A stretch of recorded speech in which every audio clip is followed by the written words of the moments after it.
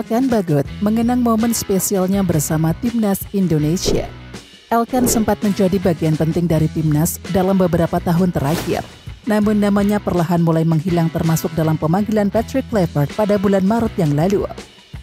Salah satu faktor diperkirakan adalah sudah banyak pemain yang mengisi di sektor back squad Garuda. Tentunya kesempatan masih terbuka untuk bulan Juni nanti karena tim kepelatihan Timnas belum mengirim nama-nama yang dipanggil ke pemusatan latihan. Apalagi beberapa back Timnas dalam pemulihan cedera dan Elkan Bagot bisa menjadi solusi tepat saat ini. Elkan Bagot menjelaskan bahwa bermain bersama Timnas Indonesia adalah momen paling spesial. Bermain untuk Timnas adalah salah satu pertandingan terpenting dalam karirnya. Apalagi dia sempat menjadi pilihan utama untuk posisi back tengah skuad Garuda. Saya bisa katakan mungkin pertandingan terpenting yang pernah saya mainkan mungkin ketika saya bermain untuk Timnas Indonesia, kata Elkan Bagot dari kanal YouTube Serbat Lemon. Pemain asal klub Blackpool FC ini menilai bahwa salah satu kenangan manis adalah sukses mengantarkan Indonesia ke Piala Asia 2023 untuk pertama kali. Butuh waktu lama untuk Indonesia bisa kembali bermain di ajang tersebut. Saat itu dia menilai semua pemain sudah berjuang keras di babak kualifikasi untuk menjalankan misi ini. Ini adalah pertama kalinya kami lolos ke Piala Asia dalam 30 tahun. Saya pikir mungkin salah, tetapi menurutku itu waktu yang lama. Kami kemudian bermain melawan Irak di Piala Asia. Lanjutnya, Elkan Bagot menambahkan, saat melawan Irak pertandingan berjalan dengan ketat. Saat itu tekanan besar cukup terasa untuk semua pemain karena pertandingan ini cukuplah krusial. Pada laga perdana Piala Asia tersebut mereka harus kalah dengan skor 1-3 dan mengakui keunggulan Irak. Mereka kemudian bangkit dan bisa lolos dari babak penyisihan grup sebelum akhirnya tumbang dari Australia dengan skor 4-0. Itu mungkin pertandingan yang membuat saya merasa paling tertekan saat ikut serta. Karena begitu pentingnya dan berartinya pertandingan ini bagi saya, semua orang Indonesia. Tutupnya.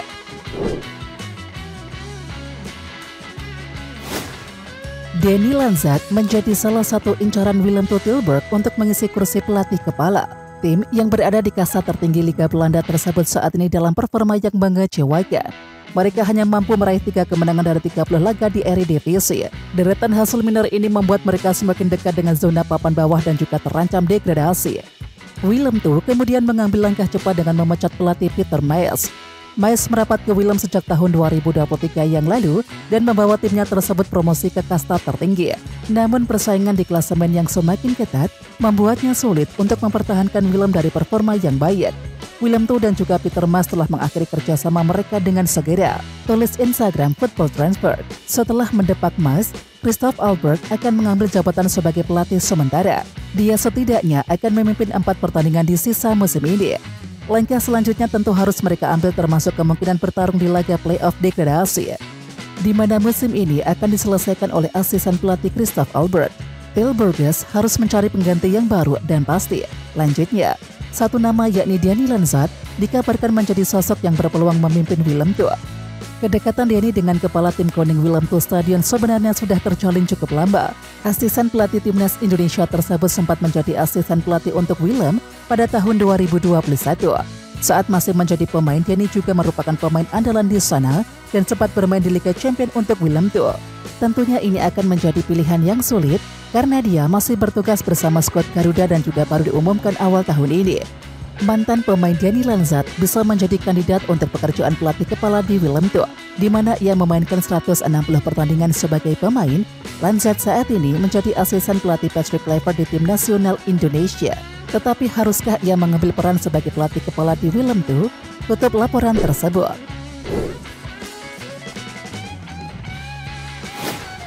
Kim Sang-si kesulitan cari pemain untuk lawan Manchester United. Beberapa pemain dikabarkan menolak untuk memperkuat tim ASEAN All-Star melawan Manchester United. Nama terbaru yang disebut-sebut tak ingin membela ASEAN All-Star adalah bek timnas Indonesia Muhammad Ferrari. Hal tersebut tak terlepas dari pernyataan pelatih Persija Jakarta Carlos Pena. Carlos Pena menilai Ferrari lebih baik untuk fokus memperkuat Persija Jakarta. Apalagi duel melawan Manchester United hanyalah sebuah laga persahabatan. Selain Muhammad Ferrari, ada 2 pemain lain yang dikabarkan menolak panggilan Kim Sang-si ke ASEAN All-Star.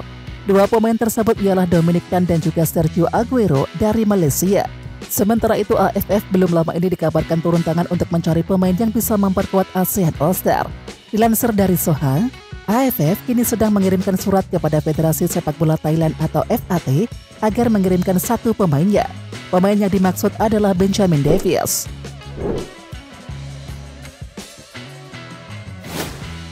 Ketua Umum PSSI Erick Thohir memastikan semua keputusan terkait pemain untuk ASEAN All-Star adalah milik Patrick Kluivert.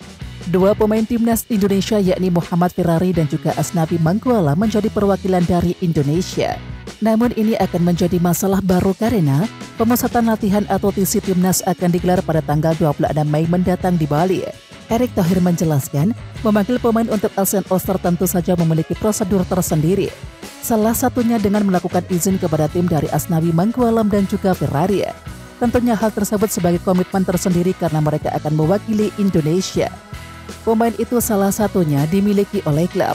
Seperti Asnawi main di Thailand, harus ada izin dari Port FC. Ferrari juga harus ada izin dari klubnya Persija, kata Erick Thohir.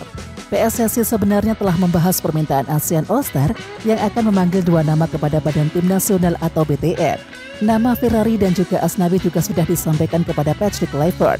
Pihaknya masih menunggu keputusan dari Patrick Kluivert karena daftar nama pemain untuk pemusatan latihan atau TC timnas memang belum kelar. Dia berharap ada komunikasi yang baik agar kedua agenda ini bisa berjalan dengan baik. Kami sudah melaporkan ini ke BTN. BTN sudah memberikan informasi kepada Patrick Kluivert dan jajarannya. Saya masih menunggu jawaban dari Coach Patrick. Lanjutnya, Erick Thohir menambahkan jadwal agenda ASEAN All-Star dan juga timnas Indonesia akan berbenturan. Skuad Garuda akan memulai melaksanakan pemusatan latihan atau TC pada tanggal 26 Mei mendatang di Bali. Tim kepelatihan timnas tentu berharap semua pemainnya tersedia karena mereka akan melakukan persiapan yang penting.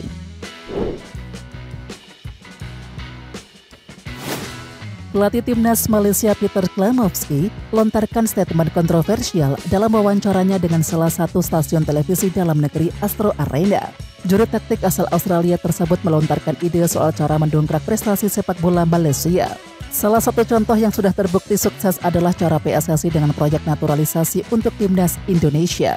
Masuknya para pemain dari liga-liga top Eropa membuat timnas Indonesia mampu menandingi negara-negara besar di Asia. Dan mereka jadi tulang punggung skuad Garuda saat ini. Di samping itu, Malaysia saat ini di bawah kepengurusan FAM yang baru mulai mengadopsi cara yang dilakukan oleh Indonesia. Hector Havel dan juga Gabriel Palmero menjadi dua nama terbaru pemain diaspora di Eropa yang bersedia membela Harimau Malaya di pentas internasional. Meski begitu, Peter Klamovski mengaku bahwa cara yang dilakukan oleh timnas Indonesia tak relevan bagi Malaysia. Dirinya menyebutkan bahwa Malaysia punya masalah sekaligus solusi yang berbeda dibandingkan Indonesia. Proyek Indonesia tidak berarti apa-apa bagi saya, ujar Peter Klamovski dalam video trailer acara Bola Itu Live edisi 1 Mei 2025 yang diunggah oleh Instagram Astro Arena. Jadi saya tidak akan membicarakannya. Itu tidak relevan bagi saya. Itulah yang kami lakukan di sini. Kami memiliki manfaat unik dari sepak bola Malaysia. Dan dengan itu kami juga memiliki tantangan unik. Dan Anda harus memahami keduanya untuk mendapatkan langkah yang tepat untuk maju. Dan itu dengan Yang Mulia Kerajaan Malaysia dan semua orang di sekitar kita. Itulah yang ingin kami lakukan. Saya melihat potensi besar di Malaysia dalam sepak bola.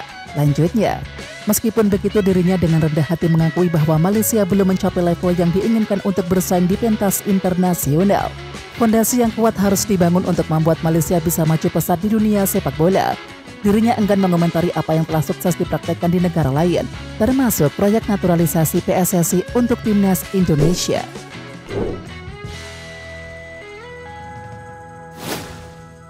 Bomber timnas Vietnam Nguyen Quan Son tidak lagi masuk dalam daftar 15 pesepak bola termahal di Asia Tenggara. Pada Januari 2025, striker naturalisasi asal Brasil itu masih masuk dalam daftar 15 besar pemain termahal di ASEAN. Saat itu, Nguyen Quan Son bernilai 700.000 euro menurut data Transfermarkt. Angka tersebut sekaligus menjadi penilaian tertinggi dalam sejarah pemain Vietnam. Namun berdasarkan pembaharuan terkini dari Transfermarkt, Nguyen Quan Son masih mempertahankan nilainya tersebut tapi keluar dari posisi 15 besar. Salah satu media Vietnam yakni Thetao247.vn bersyukur Nguyen Quan Son tetap bisa mempertahankan nilainya meskipun sedang mengalami cedera. Seperti yang telah diketahui, Nguyen Quan Son tiba-tiba muncul sebagai bintang timnas Vietnam setelah merampungkan proses naturalisasinya. Debutnya bersama timnas Vietnam terjadi saat bermain di ajang Piala AFF atau Asian Cup 2024. Nguyen Quan Son dinobatkan sebagai pemain terbaik turnamen atau MVP sekaligus pencetak gol terbanyak dengan torehan 7 golnya. Di bawah asuhan pelatih Kim Sang-sik, timnas Vietnam berhasil menyabet gelar juara Piala AFF atau Asian Cup 2024. Sayangnya, gelar juara tersebut harus dibayar mahal oleh skuad Golden Star Warriors. Nguyen Quan Son mengalami cedera parah atau patah kaki ketika melakoni pertandingan final leg kedua melawan timnas Thailand. Pemain berusia 30 tahun tersebut kini harus menepi berbulan-bulan untuk menjalani masa pemulihan. Melihat Nguyen Quan Son keluar dari daftar 15 pemain termahal di ASEAN, Data 247.vn menilai bahwa itu terjadi karena timnas Indonesia kembali meresmikan deretan pemain naturalisasi.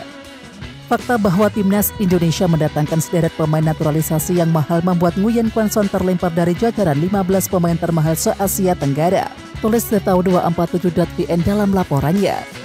Patut dicatat, dari 15 nama tersebut 7 posisi teratas semuanya merupakan bintang-bintang naturalisasi papan atas timnas Indonesia. 8 posisi teratas semuanya dihuni oleh pemain timnas Indonesia. Mereka adalah Miss Haihes, Emil Audero, J.H.S, Kevin Dix, Calvin Verdong, Martin Pas, Tom Haye, dan juga Ole Rummenigge. 2 pemain lainnya yang menempati peringkat ke-9 dan juga 10 adalah wakil Thailand yakni Supachai Chaidet dan juga Chonatip Songkrasit. Sandy Walsh dan juga Dian James mengisi daftar berikutnya. 3 nama yang tersisa dalam 15 pemain termahal di Asia Tenggara adalah Supachok Surachart dan juga Supanat Muentai yang berasal dari Thailand, serta Dian Kos dari Malaysia. Adapun posisi Nguyen Quan Son saat ini berada di peringkat ke-17 pemain termahal di ASEAN, tepat di bawah Yordi Ahmad dari Indonesia.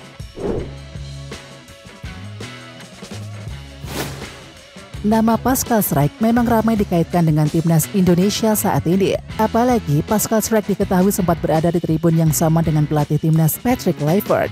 Momen itu terjadi di laga Oxford United versus Leeds United di laga lanjutan Liga 2 Inggris 24-25 pada pertengahan April 2025 yang lalu.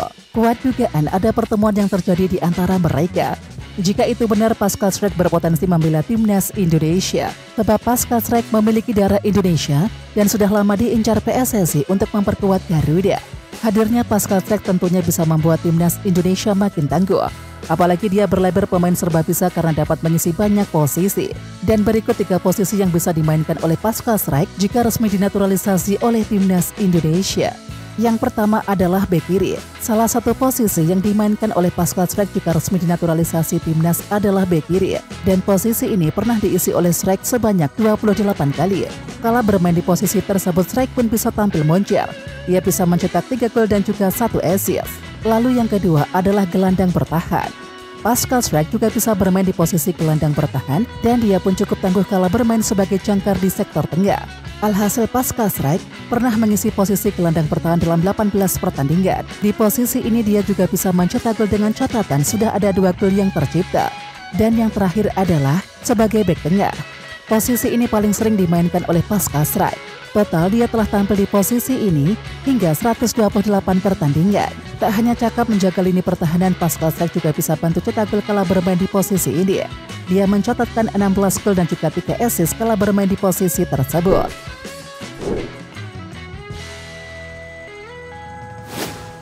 Joe Pelupessy menyebut satu keistimewaan skuad timnas Indonesia era Patrick Kluivert. Menurutnya, skuad Garuda punya kualitas yang merata.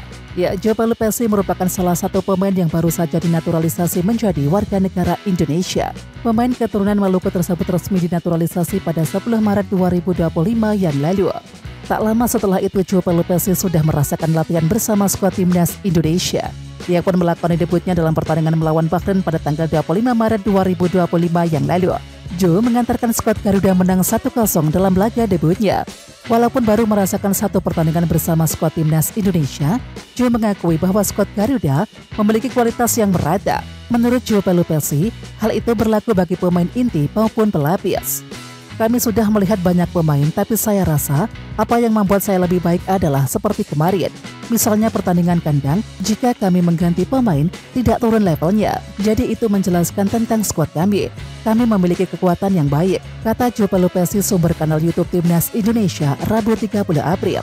Rata-rata kekuatan kami bagus. Jadi itu menjelaskan banyak jika kami bisa menang di kandang melawan Bahrain. Kami akan melanjutkan itu, sambungnya.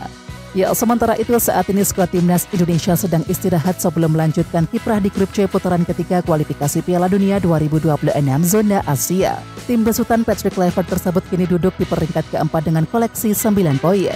Timnas Indonesia masih mempunyai kesempatan untuk lolos langsung maupun berjuang lagi di putaran keempat kualifikasi. Joe mengatakan, skuad Garuda harus memaksimalkan 2 laga tersisa di grup C untuk mendulang poin. Dan tentu saja sulit untuk mengatakan di mana kami berakhir, tapi saya rasa lebih baik melihatnya laga demi laga, dan itu yang penting. Dan kami punya kesempatan, jadi kenapa tidak memanfaatkannya? Tandas Joe Pelupesi.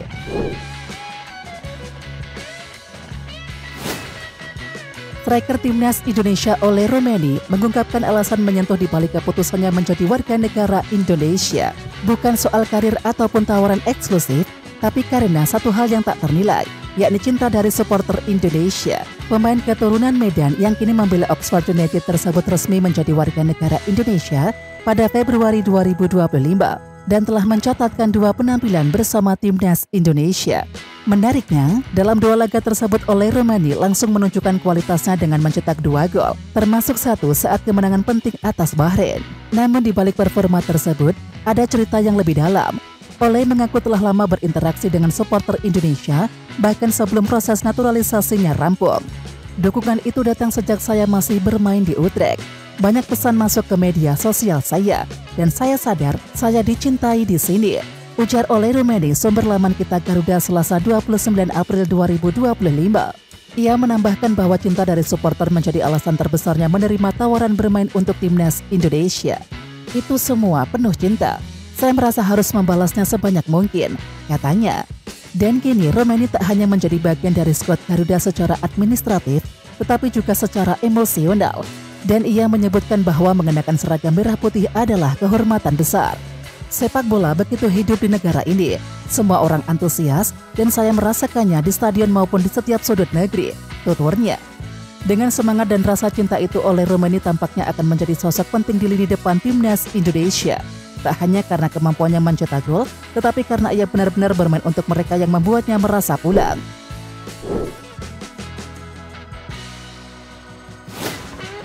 Para penjaga gawang utama timnas Indonesia kembali menjadi sorotan usai mencetak penampilan impresif bersama klub mereka di kompetisi luar negeri. Emil Audero bersama Palermo di Serie B Italia dan juga Martin Paes di Major League Soccer atau MLS menunjukkan kualitas kelas dunia yang membuat pelatih Patrick Kluivert bisa tersenyum puas. Kedua kiper ini tak hanya bermain sebagai starter, tetapi juga menjadi kunci kemenangan tim masing-masing. Aksi mereka bukan sekedar menjaga gawang, tetapi turut menentukan hasil akhir laga yang krusial. Dan berikut ulasan performa gemilang 2 pilar utama pertahanan Garuda di klubnya masing-masing. Emil Audero cemerlang saat Palermo taklukkan Catanzaro. Palermo berhasil meraih 3 poin penting dalam lanjutan Serie B pekan ke-34 setelah mengalahkan tuan rumah Catanzaro dengan skor 3-1. Di balik kemenangan ini, nama Emil Audero menjadi salah satu sorotan utama. Kiper naturalisasi yang kini menjadi bagian dari skuad merah putih tampil penuh selama 90 menit dan juga menunjukkan ketangguhan luar biasa di bawah misar gawang. Emil mencatatkan 4 penyelamatan krusial, termasuk 1 penyelamatan akrobatik dengan diving save, serta 4 intervensi penting di dalam kotak penalti. Keberanian dan juga ketenangannya menjadi tembok kokoh bagi sektor pertahanan Palermo. Tak hanya itu, ia juga terlibat aktif dalam permainan dengan total 44 sentuhan bola. Tak kalah mencuri perhatian, Martin Paes juga menunjukkan performa impresif di kompetisi MLS. Kiper FC Dallas tersebut tampil saat timnya menghadapi Inter Miami dalam laga yang penuh ketegangan. Meskipun Inter Miami turun tanpa Lionel Messi, Luis Suarez, dan juga Jordi Alba yang diistirahatkan, laga tetap berlangsung sengit. FC Dallas akhirnya keluar sebagai pemenang dengan skor tipis 4-3. Paes berperan penting dalam menjaga keunggulan timnya di tengah tekanan lawan. Ia mencatat 3 penyelamatan penting, 6 kali recovery, dan juga akurasi umpan mencapai 80%. Angka yang menunjukkan peran aktifnya dalam distribusi bola. Meskipun kebobolan 3 gol, kontribusi Paes tetap signifikan dalam memasukkan kemenangan Dallas. Berkat hasil ini, FC Dallas kini bertengger di posisi ke-6 klasemen sementara wilayah barat atau MLS dengan raihan 15 poin. Performa gemilang Emil Audero Mulyadi dan juga Martin Paes menjadi sinyal positif bagi masa depan timnas Indonesia, khususnya di sektor penjaga gawang. Keduanya tak hanya bermain di level kompetisi yang tinggi, tetapi juga membuktikan diri mampu bersaing dan menjadi bagian kunci bagi klub mereka. Dengan jadwal kompetisi internasional yang semakin padat, kehadiran 2 kiper berpengalaman tersebut akan menjadi aset berharga bagi pelatih Patrick Kluivert. Kombinasi pengalaman, refleks cepat dan juga ketenangan mereka bisa menjadi faktor pembeda di laga-laga penting timnas yang mendatang. Tak heran jika publik sepak bola tanah air mulai menaruh harapan besar pada dua penjaga gawang ini. Kiprah mereka di Eropa dan juga Amerika bukan hanya membawa nama Indonesia ke panggung internasional, tetapi juga memperkuat optimisme akan kejayaan Garuda di masa depan.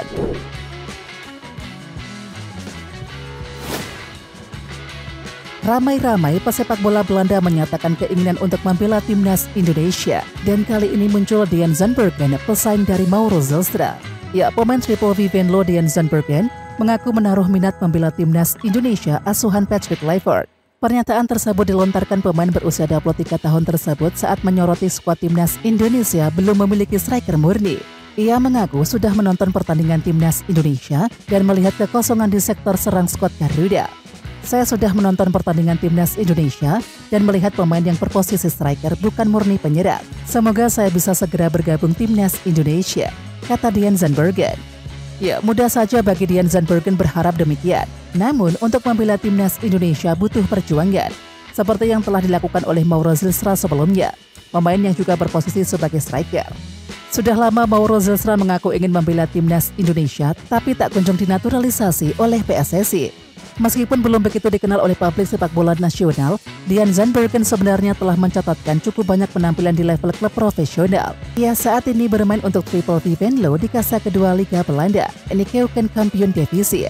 Pada musim 2024-25 Dean tercatat telah memainkan 31 pertandingan bersama klubnya. Namun dari jumlah laga tersebut, ia baru mampu mencetak 4 gol dan juga 4 assist yang diraih dari total 1.130 menit bermain. Dan ini menunjukkan bahwa kontribusinya masih terbilang terbatas, baik sebagai starter maupun pencetak gol. Menurut data Transfer Market, Dean Zandbergen hanya menjadi starter di 25% pertandingan dan rata-rata hanya bermain 35 menit per laga. Tingkat partisipasinya dalam proses gol tim juga cukup rendah, hanya sekitar 14%.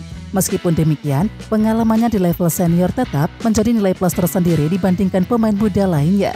Sementara itu, Mauro Zylstra merupakan pemain muda berusia 20 tahun yang bermain untuk Volendam U21. Meski masih berkiprah di tim muda, Mauro menunjukkan ketajaman luar biasa di sektor depan. Pada musim Spring 2024-25 divisi kedua U21 Belanda, Mauro berhasil mencetak 6 gol dan juga 1 assist hanya dalam 6 pertandingan. Dengan total waktu bermain 362 menit. Tak berhenti di situ, performanya makin tajam pada musim Fall 2024-25, di mana ia menghasilkan 9 gol dan juga 3 assist dari 12 pertandingan. Dengan total menit bermain 959 menit. Dengan tinggi badan 1,88 meter, Mauro juga memiliki postur ideal sebagai penyerang tengah. Fisiknya yang kuat membuatnya unggul dalam duel udara dan juga duel fisik dengan bek lawan. Di usianya yang masih muda, Mauro juga masih sangat mungkin untuk memperkuat berbagai kelompok umur timnas Indonesia seperti U20, U22, dan juga U23. Lalu siapakah yang lebih layak? Baik Dean Zandbergen maupun Mauro Zylstra menunjukkan ketertarikan yang kuat untuk memperkuat timnas Indonesia.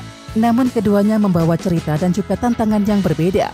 Dean memiliki pengalaman lebih banyak di level profesional meski kontribusi golnya belum terlalu menonjol.